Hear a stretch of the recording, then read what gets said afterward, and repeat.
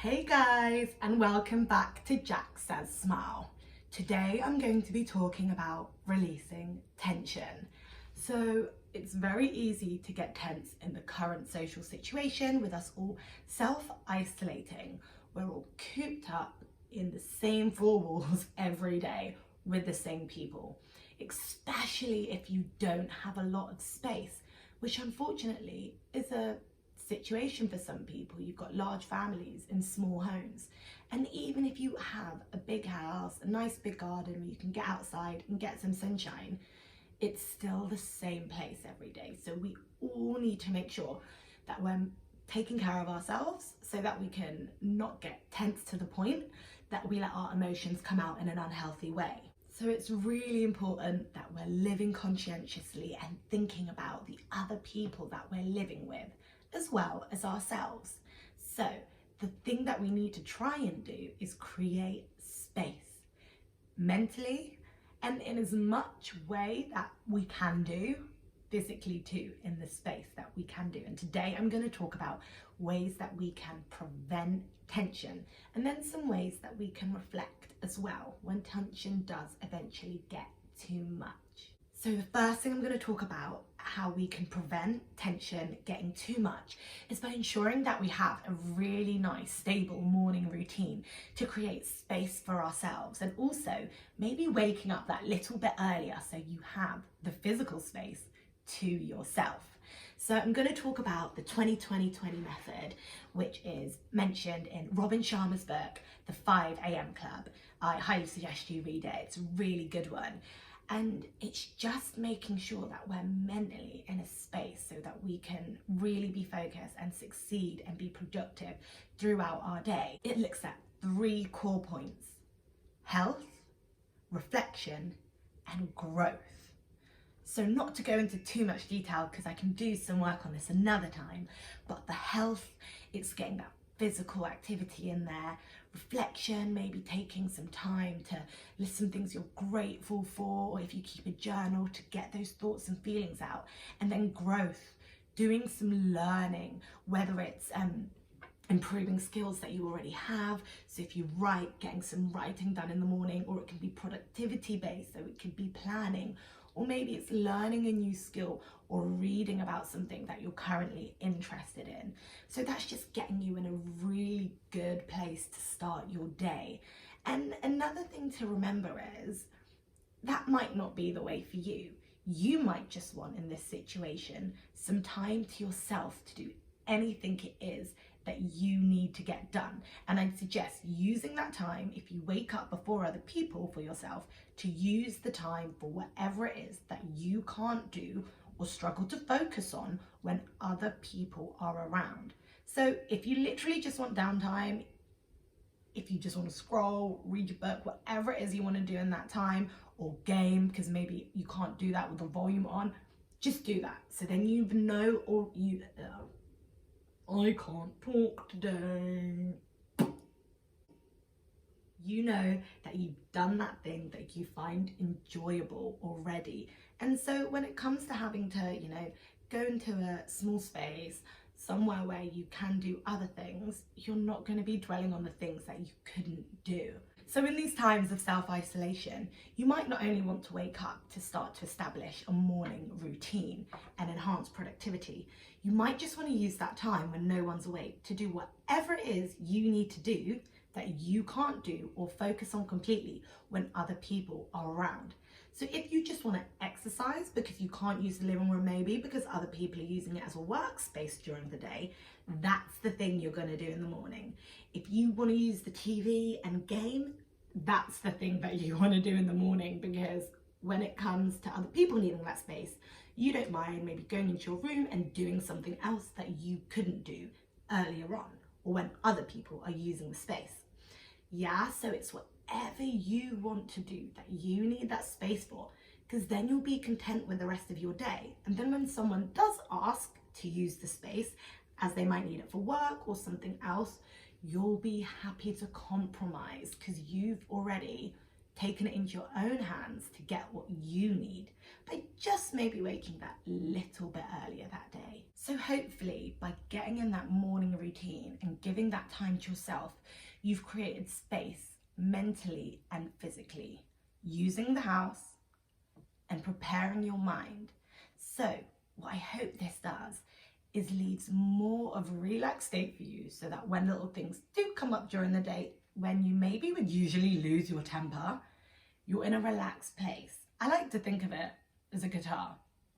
So each time you turn one of the little knob things at the top, whatever they're called, yeah, the string gets tighter and tighter and tighter. Each time. However, each time something happens, someone tells you to leave the room because they have a phone call. Someone needs to use your bedroom to do something else. Oh, it turns tighter. It's raining, you can't go outside. Oh, that last one comes, boom, snap. Yeah, that's what happens to us. So if you start with your strings looser, it's going to be harder to get snap. So that's why it's really important that we start our day in a really good place. However, you also want to let go of that tension as it builds up, because you won't snap the first time something happens.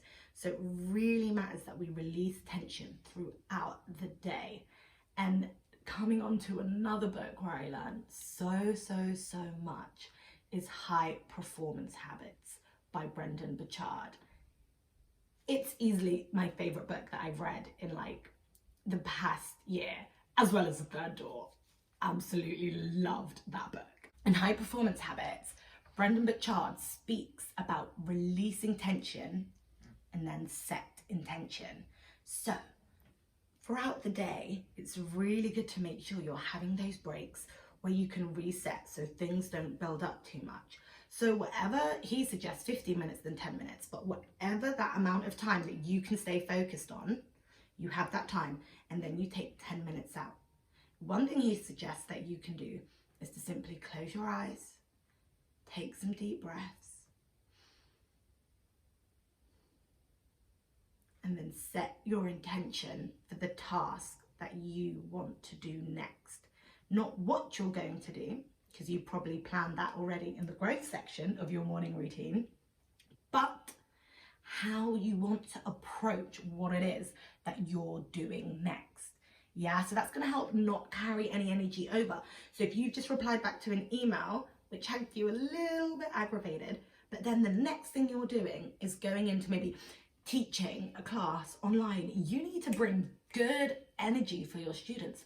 So you're going to set your intention for how you want to go into the next task. And I really like this method. And it's also a good time to maybe get up, stretch your legs, have a little stretch, or if you need some energy, get down there, bang out those 10 press ups, proper Miss Jack style, that one. Yeah, release the tension and then set your intention to get you going again, to get you excited, to stay productive and not carry any unwanted energy over. In physics, tension is described as a pulling force. With people, it's described as a mental or emotional strain. That time when people are pulling on things that make us get really tense up, and eventually we can sometimes let go in a way that we don't want to. Let's reflect. So I want you to think about how we often act in tense situations in a negative way. We've all done it. We've all lost our temper before. But if you want to change that, you can. So I want us to think work, social, and relationships. So you can do this for each of those 3 categories. So pick a category and I want you to think about an example of when you acted negatively in a tense situation. I then want you to think about, why did I act like this? Sometimes it's not at the surface. It might not actually be that someone didn't agree with an idea that you said at work. It might be a deeper thing. It might be because people would never agree with what you wanted to do on an evening out when you were a kid, and that has stuck with you. So that is something that we need to reflect on and we need to let go of, because we don't want it to hinder us in the future in situations that essentially they're not connected, but because they're within us and we've got it in our mindset that that's always a thing, it can start to hinder us. So we got to let it go. Now, how do you want to react in tense situations? So to crack this one, I want you to think about the people that are sharing that experience with you. How do you want them to perceive you? If you wanted them to describe you using 3 character traits, what would those be? Kindness, thoughtful, compassionate, understanding, intelligent. List those 3 things. Now, think about how you can perceive yourself to be those things in how you choose to react to a tense situation. Writing it out, reflecting, thinking on it is going to help us act on it.